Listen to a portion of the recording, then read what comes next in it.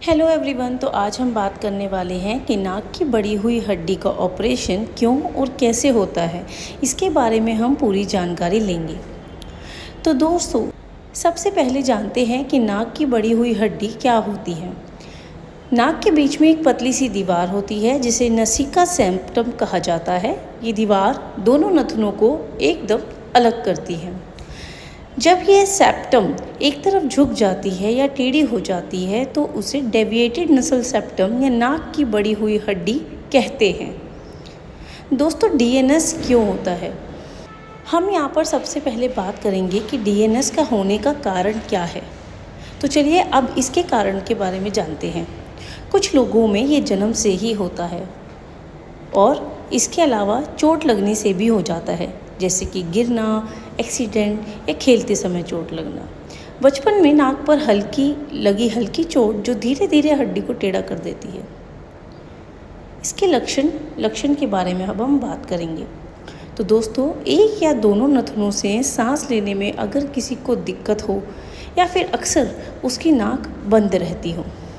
इसके अलावा बार बार अगर किसी को सर्दी या साइनस की दिक्कत होती हो, नाक से सीटी जैसी आवाज़ का बार बार आना, या फिर रात को सोते समय किसी को बहुत खर्राटे आते हों, तो ये सभी उसके लक्षण हैं। या उसके सिर दर्द या चेहरे पर दबाव बना रहना, सूंघने की क्षमता में भी उसकी थोड़ी कमी हो जाती है। इसके अलावा इसका इलाज कैसे होता है या ऑपरेशन कैसे होता है, अब मैं आपको उसके बारे में बताती हूँ। सेप्टोप्लास्टी सर्जरी, ये सबसे पहला इसका इलाज है। दोस्तों, सबसे नंबर 1 पर आता है इसकी सर्जरी। अब ऑपरेशन का नाम क्या है, पहले वो जान लीजिए। दोस्तों, इसमें होने वाली सर्जरी को सेप्टोप्लास्टी बोलते हैं। इसके अलावा जो दूसरे नंबर पर आता है वो है, सेकंड नंबर पर आपको आने वाला है सर्जरी कब की जाती है, ये मैं आपको बताने वाली हूँ। तो दोस्तों, जब भी आपको किसी भी तरीके की दिक्कत हो, जैसे कि मान लीजिए आपको सांस लेने में बहुत ज़्यादा परेशानी हो रही है, तो उस वक्त में ये सर्जरी की जाती है। या फिर बार बार आपको साइनस इन्फेक्शन हो रहा है।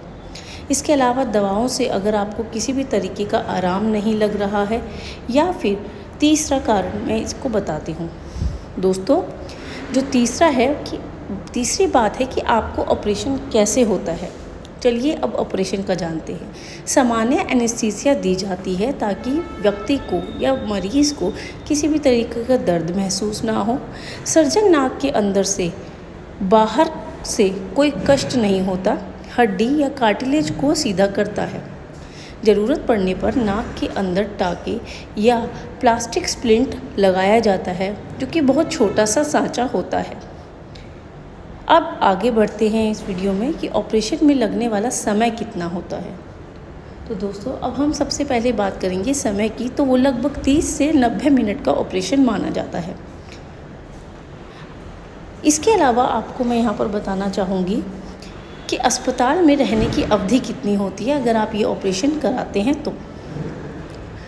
कुछ केस में 1 से 2 दिन में आपको हॉस्पिटल से छुट्टी मिल जाती है।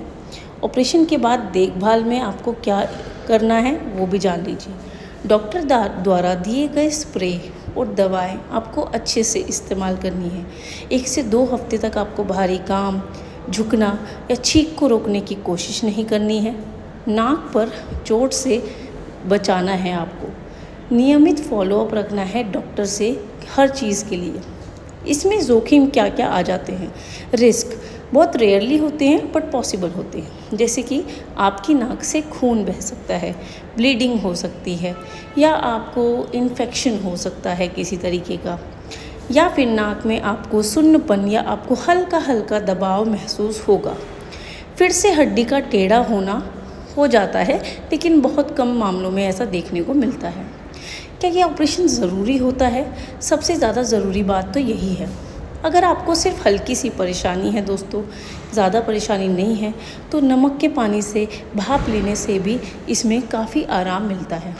नाक की स्प्रे या दवाओं से आपको आराम मिल सकता है। इसके अलावा लेकिन अगर सांस लेने में लगातार परेशानी हो रही है तो सर्जरी ही एक स्थायी समाधान होता है जो इसे ठीक करता है। अगर चाहें तो इसके लिए एक छोटा सा चार्ट मैं बना